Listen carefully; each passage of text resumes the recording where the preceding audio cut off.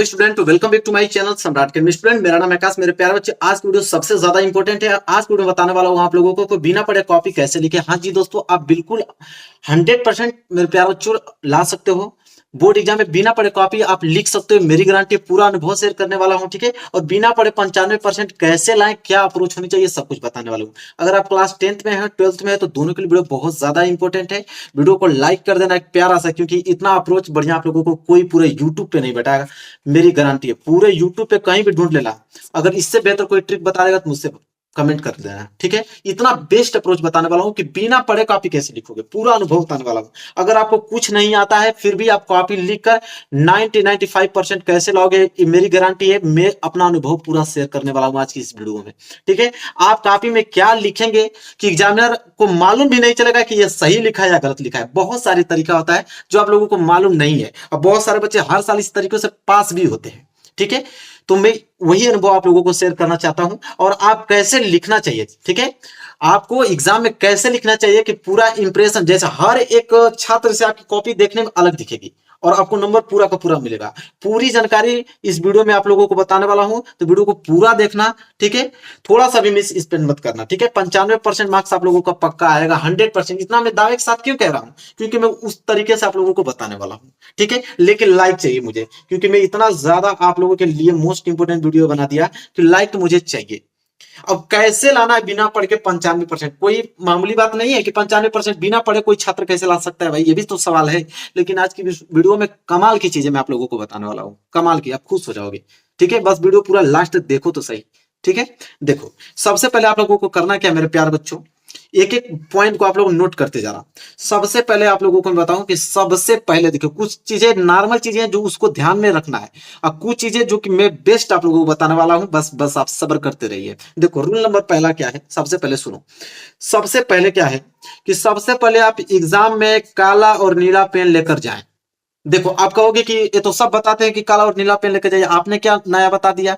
तो इसलिए बता दिया कि कुछ बच्चे क्या हैं कि कुछ बच्चे हरा पेन लेकर चले जाते हैं, कुछ बच्चे लाल पेन का इस्तेमाल करते हैं कि मेरी जो कॉपी है अद्भुत दिखेगी।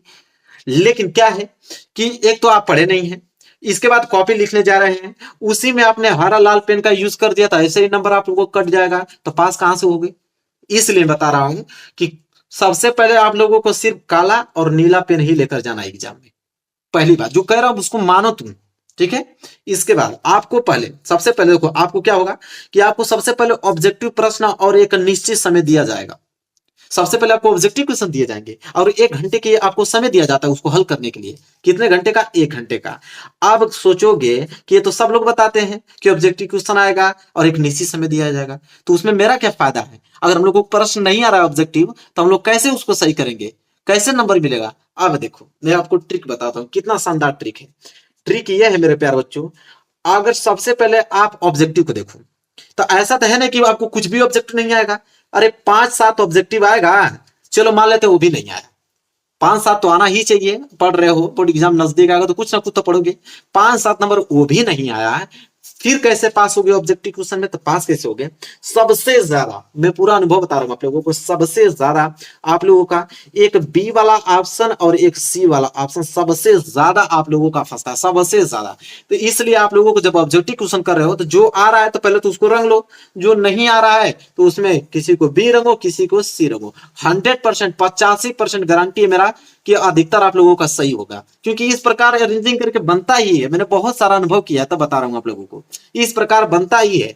अगर आ रहा है तो ठीक है, नहीं आ रहा है तो बी और सी पे ही क्लिक करना है, अगर पास होना चाहते हो तो। इसके बाद रूल नंबर दूसरा क्या है, तो उसके बाद आपको सब्जेक्टिव प्रश्न देखने को मिलेगा। कैसा प्रश्न है? सब्जेक्टिव प्रश्न। यहाँ पे देखो, सब्जेक्टिव प्रश्न दिया जाएगा। इसके बाद देखो, सब्जेक्टिव प्रश्न में करना क्या है कि उसमें भी वही अप्रोच आपको अपनाना है। पहली बात कि सबसे पहले आप लोग पूरा पेपर पढ़ो, ठीक है। पूरा पेपर पढ़ने के बाद उसमें से जो क्वेश्चन आ रहा है अच्छे से आप प्रश्न उत्तर हेडिंग डालो, एकदम खूबसूरत राइटिंग में, ठीक है।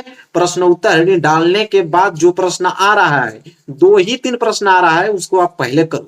जब उसको कर लोगे ना 2-3 प्रश्न को, इसके बाद मैं आपको ट्रिक बताता हूं कि जो प्रश्न नहीं आता है उसको क्या किया जाता है, ठीक है।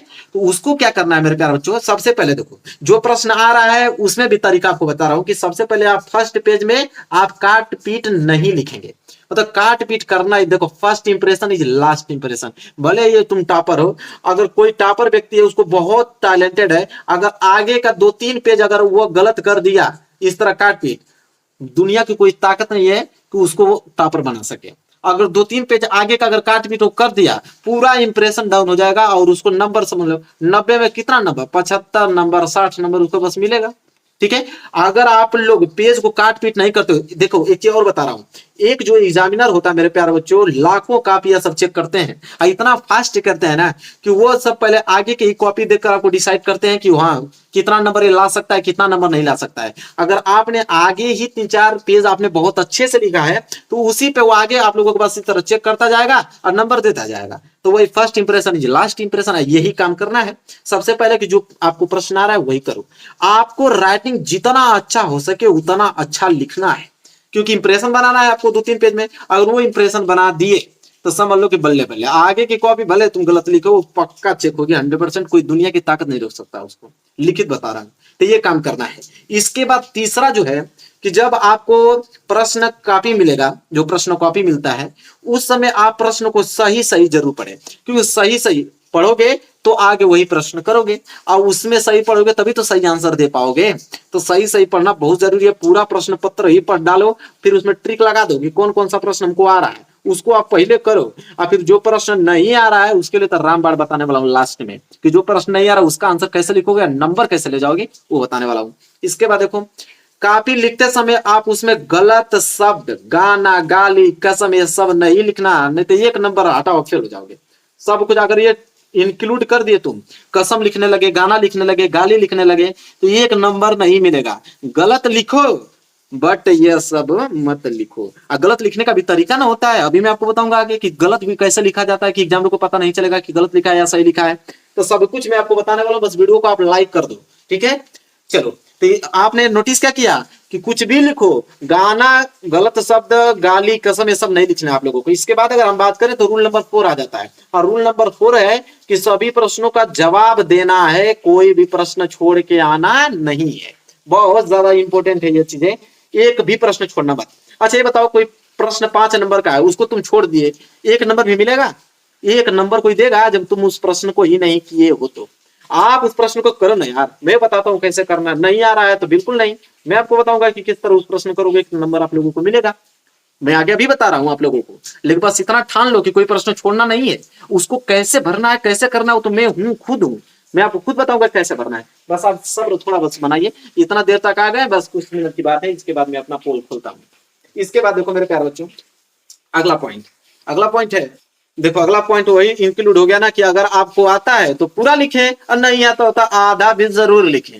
आधा इसलिए लिखेंगे, कोई 5 नंबर का प्रश्न है, अगर पूरा नहीं लिखोगे तो 1 भी नंबर नहीं मिलेगा। लेकिन 5 नंबर का प्रश्न है, आधा लिख दिए तो 2 या 2.5 नंबर तो आप लोगों को मिलना ही है। तो 2-2.5 नंबर कम होता है क्या? हर प्रश्न में जुड़ता जाएगा तो नंबर बढ़ेगा ना आप लोगों का। तो इसलिए मैं कह रहा था कि कोई प्रश्न छोड़ना नहीं है, लिखो, लेकिन आधा लिखो। कुछ बच्चे कहेंगे सर आधा भी नहीं लिख पाएंगे तो कैसे लिखेंगे? तो भाई चलो बताता हूं कैसे लिखोगे। देखो, क्योंकि एग्जामिनर आपको स्टेप मार्किंग पर नंबर देता है, ये भी आपको बता देता हूं, नहीं जानते थे तो जान लो तुम। स्टेप मार्किंग पे आप लोगों को नंबर मिलता है। स्टेप मार्किंग क्या होता है कि जैसे आपने कितने लाइनों में उस आंसर को लिखो, गलत लिखो या सही फर्क नहीं पड़ता है। आगे का 2 लाइन आपको सही लिखना है, वो भी 2 लाइन कैसे सही लिखोगे मैं अभी बताऊंगा आप लोगों को। जो प्रश्न देता है ना उसी प्रश्न के बस कुछ भाग को काट कर पहली वाली लाइन में लिख दो, इसके बाद अपना कथा शुरू कर दो, कुछ भी अपना उसी रिलेटेड लिखते जाओ। स्टेप मार्किंग, जैसे वो कॉपी चेक करना जाएगा ना, देखेगा कितना लाइनों में तुमने आंसर लिखा है, उसी लाइनों के आधार उस नंबर दे देगा कि 5 में इसको 4 दूं, कि 5 में 5 दूं, कि 5 में 3 दूं। ठीक है, अगर आपको कोई प्रश्न नहीं आता है तो क्या करें? मेन तो यही बात है, समस्या तो यही है, हर एक सब्जेक्ट में तो यही समस्या है कि अगर आपको प्रश्न ही नहीं आ रहा है तो आप क्या करेंगे और कैसे आप लोगों को नंबर आप लोगों को मिलेगा। मेन समस्या आप लोगों का यही है। तो कैसे करोगे जो प्रश्न नहीं आप लोगों को आ रहा है? देखो जैसे मैं आपको बताता हूं, अब आपको कैसे लिखना है। अगर प्रश्न नहीं आ रहा है तो कैसे लिखोगे? देखो 5 ही तरीका होता है, कोई प्रश्न नहीं आ रहा है तो 5 ही तरीका होता है नंबर लेने का। सबसे पहले कीवर्ड। कीवर्ड मतलब क्या होता है? जैसे आपको बोल देगा विद्युत धारा, अगर बोल दिया आपको ना कि विद्युत धारा किसे कहते हैं बताओ, तो कीवर्ड इसमें क्या है आप लोगों का? या तो विद्युत है या तो धारा। तो विद्युत के बारे में जानते हो कुछ? जानते ही हो लाइट तुम्हारे पास है भाई, विद्युत के बारे में जानते हो, विद्युत के बारे में कुछ ना कुछ धीरे से विद्युत डालोगे, विद्युत यह है, विद्युत यंत्र है, उससे विद्युत धाराएं बहती है, लाइट जाता है, कुछ ना कुछ लिखना चालू करो। या विद्युत से तुमको कुछ नहीं आ रहा तो 100% धारा से तो कुछ आएगा। इसी तरह हर प्रश्न में 3-4 कीवर्ड होते हैं, जो कीवर्ड तीनों चारों में से जो कीवर्ड आपको आ रहा है उसी को पकड़ो और लाइन से शुरू बनाना चालू कर दो, बस ये काम आपको करना है। इसके बाद राइटिंग बेस्ट होनी चाहिए। राइटिंग क्या होनी चाहिए आपकी बेस्ट, गलत ही लिखो लेकिन राइटिंग साफ सुथरा होना चाहिए, कोई पकड़ नहीं पाएगा, मेरी गारंटी है, नंबर आपको पूरा देकर जाएगा, ये मेरी गारंटी है। बस यही काम करना है। और मेन पॉइंट सबसे पहले क्या है कि मेन पॉइंट जो लास्ट है, मेन पॉइंट को हाईलाइटेड करना है आप लोगों को। मेन पॉइंट जो आ रहा है उसको नीचे आप हाईलाइटेड बना दो, जब हाईलाइटेड बना दोगे तो एग्जामिनर का ध्यान सिर्फ उसी पे जाएगा और उसी को देखकर आप लोगों को नंबर देगा। यही 5 तरीके हैं नंबर उठाने का मेरे प्यारे बच्चों, ठीक है। बस कीवर्ड को पकड़ो, कोई कीवर्ड लिख लो, उसी में रिलेटेड दौड़ते जाओ 3-4। एक और मैं बताता हूँ, उसको बहुत ध्यान से सुनो। जैसे कोई प्रश्न 6 नंबर का है तो भाई उसको 6 नंबर के हिसाब से लिखना है ना कि 6 नंबर का प्रश्न है तो तुम 2 लाइन लिख दोगे तो आपको 6 नंबर मिलेगा। एग्जामिनर पागल नहीं ना है कि 6 नंबर का प्रश्न 2 नंबर में 2 लाइन में ही दे देगा आपको। 6 नंबर का प्रश्न है ना तो गलत ही लिखो, लेकिन कम से कम उसको 1 पेज या 1.5 पेज में लिखो। 1 पेज या 1.5 पेज में लिखोगे तो एग्जामिनर समझ जाएगा कि भाई 6 नंबर का है और उतना लिखा भी है तो नंबर आपको दे देगा। तो ये काम जितना नंबर का क्वेश्चन है उसी के रिलेटेड लिखना, ठीक है। 2 नंबर का अगर प्रश्न है तो तुम 5 पन्ना में लिख दोगे तो ये नहीं है कि तुमको ज्यादा मिल जाएगा, 2 नंबर ही मिलेगा। लेकिन वो जान जाएगा कि 2 नंबर के प्रश्न के लिए कम से कम 5 लाइन 6 लाइन बहुत काफी है और ये 5 पेज लिख दिया मतलब गलत लिखा है, तो ये भी अप्रोच होता है, ठीक है। तो जितने नंबर का प्रश्न है उतने ही रिलेटेड आप लिखो, बस इतना ही काम करना है। फिर देखो अगर कोई फेल हो जाए तो फिर हमसे बात कर लेना, कोई अगर फेल हो जाए तो बात कर लेना। मेरे प्यारो बच्चों पूरा ने बहुत शेयर किया हूँ, वीडियो को लाइक कर दो, चैनल पर न हो तो चैनल को जरूर सब्सक्राइब कर लेना। मिलेंगे नेक्स्ट वीडियो में, तब तक के लिए धन्यवाद।